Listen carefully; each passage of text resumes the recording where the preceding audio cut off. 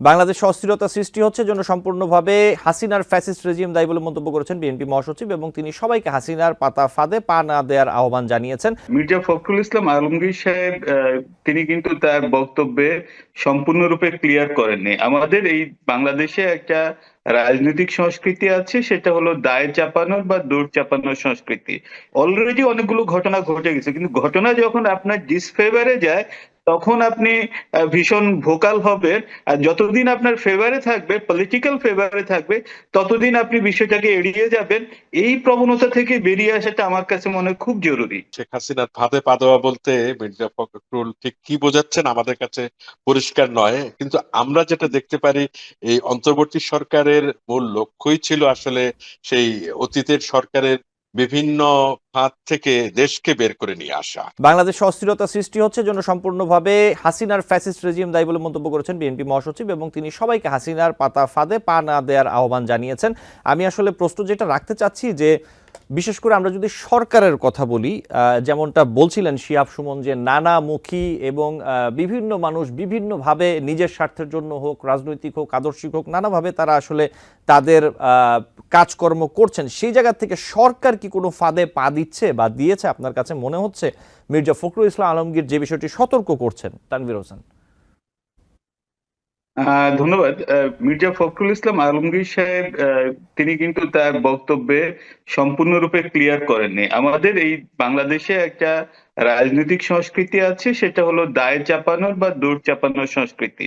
এটা দীর্ঘদিন ধরে আছে, কিন্তু এখানে কোনো ফ্যাকচুয়াল ডেটা নেই যেটার উপরে বেসিস করে মির্জা ফখরুল ইসলাম সাহেব বলবেন যে এই ঘটনাতে সরকার বা সরকারের পজিশন এরকম হওয়া উচিত ছিল। এখানে একটা বড় বিষয় হলো যে যখন মবক্রেসি গুলো হচ্ছে, মব গুলো হচ্ছে, তখন কিন্তু মির্জা ফখরুল ইসলাম সাহেবরা কোনো ধরনের স্পেসিফিক টোন নিয়ে, টোন অফ ভয়েস নিয়ে কথা বলছেন না। তিনি যদিও দুই একবার এই বিষয়গুলো নিয়ে বলার চেষ্টা করেছেন, কিংবা তার দলের অন্যান্য মুখপাত্ররাও দুই একবার বলেছেন, কিন্তু খুবই স্পেসিফিক না। সো তারা কিন্তু তাদের পজিশনটাকে এখনো আমার কাছে যেটা মনে হয় যে জনগণের সামনে খুব ক্রিস্টাল ক্লিয়ার করতে পারেনি সরকার। এখানে যে বিষয়, যেহেতু বাংলাদেশে যেটা চলছে, মাছ ধরার উৎসব বা মৎস্য আমরা যেটাকে বলি, এই ঘোলা জলে অনেকেই অনেক কিছু করছে।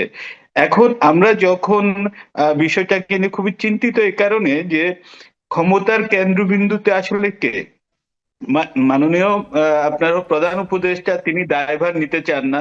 তিনি মনে করেন যে তিনি একজন ফ্যাসিলিটেটর। সামরিক বাহিনী, যেটা একটু আগে আলোচনায় আসলো, যে তারা আছে ম্যাজিস্ট্রেসি রোলে, সেখানেও তারা কতখানি ম্যাজিস্ট্রেসি পাওয়ার আছে সেটাও কিন্তু বিবেচনার বিষয়। সুতরাং এই যে জায়গাগুলোতে অলরেডি অনেকগুলো ঘটনা ঘটে গেছে, কিন্তু ঘটনা যখন আপনার ডিসফেভারে যায় তখন আপনি ভীষণ ভোকাল হবেন। আর যতদিন আপনার ফেভারে থাকবে, পলিটিক্যাল ফেভারে থাকবে, ততদিন আপনি বিষয়টাকে এড়িয়ে যাবেন। এই প্রবণতা থেকে বেরিয়ে আসাটা আমার কাছে মনে হয় খুব জরুরি। জি জি, আপনাকে ধন্যবাদ। শিহাব সুমন, একই বিষয়ে আপনি কি বলবেন এই বিষয়টাতে?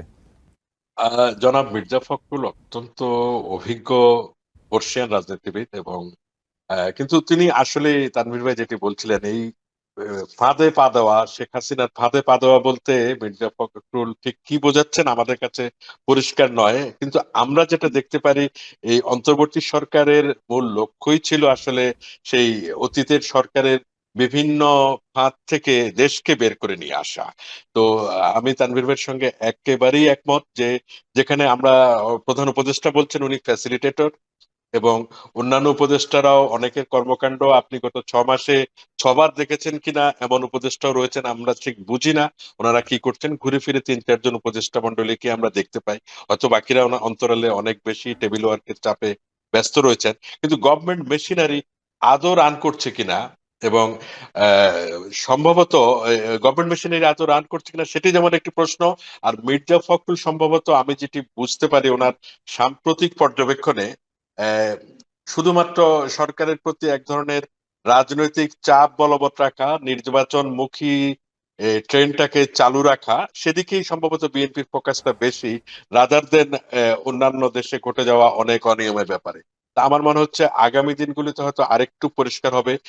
সম্ভবত আগামী কাল সোমবারে বিএনপির একটি প্রতিনিধি দল প্রধান উপদেষ্টার সঙ্গে দেখা করে সাম্প্রতিক পরিস্থিতিতে ওনাদের পর্যবেক্ষণ জানাবেন, আরো পরিষ্কারভাবে তখন আমরা মন্তব্য করতে পারবো। জি, ঠিক এই জায়গায় আমি আপনার কাছে যে প্রশ্নটি রাখতে চাই, আপনি যেমনটা বলছিলেন যে এই যে সার্বিক পরিস্থিতি বিবেচনায় নিয়ে যদি আমরা দেখি যে অর্থনৈতিক, সামাজিক, আইন শৃঙ্খলা পরিস্থিতি, বাজার সবকিছু মিলিয়ে যদি গত 6 মাসের বিবেচনা করে অন্তর্বর্তী সরকারের, আপনি কি মনে করেন যে সার্বিক পরিস্থিতি বিবেচনায় সরকারের উপর নির্বাচন আরো দ্রুত দেওয়ার জন্য রাজনৈতিক দলগুলোর পক্ষ থেকে চাপটা আরো বাড়বে? কারণ শুরুর দিকে যেমন আমরা দেখতে পাচ্ছিলাম যে অন্তর্বর্তী সরকার, অনেকে বলছিলেন 2 বছর 3 বছর অথবা সরকারকে সময় দেয়া হোক, কিন্তু এখন কিন্তু এই কথাগুলো আমরা শুনতে পাচ্ছি না রাজনীতিবিদদের কাছ থেকে।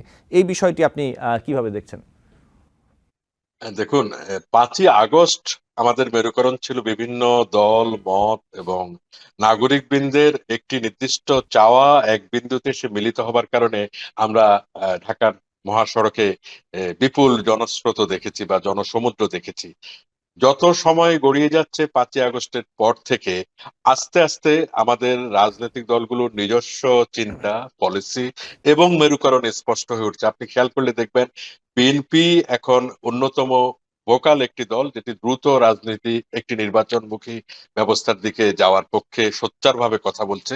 অন্যদিকে মাঠে থাকা অন্যতম রাজনৈতিক দল জামাতে ইসলামী, তারা কিন্তু দল গুছিয়ে নিচ্ছেন, নির্বাচনী কর্মকাণ্ড পরিচালনা করছেন, কিন্তু নির্বাচনটা মনে হয় যত দেরিতে হয় বা প্রকাশ্যে নির্বাচনের ব্যাপারে সরকারের সঙ্গে ওনাদের কোনো আলোচনা, চাপ দেন দরবারের কথা আমরা দেখছি না।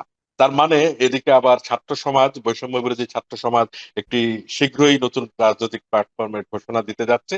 সম্ভবত এই মাসের শেষ দিকে আমরা নতুন দলের নাম এবং নেতৃবৃন্দকেও আস্তে আস্তে দেখতে পাবো।